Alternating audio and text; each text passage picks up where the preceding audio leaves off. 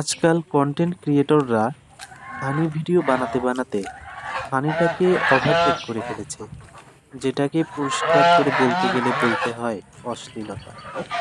নোংরা ভাষায় গালিগালাজ, সমকামী আরও অনেক কিছু আছে যেটা ইসলামের সাথে একেবারেই যায় না।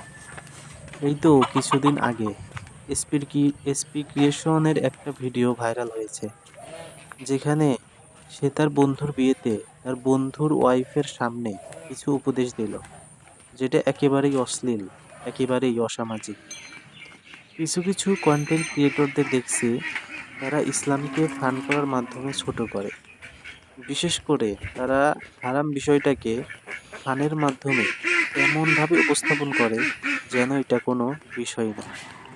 আপনাদের কাছে কি মনে হয় কমেন্টে জানাবেন এবং পারলে চ্যানেলটা সাবস্ক্রাইব করে দেবেন। ধন্যবাদ।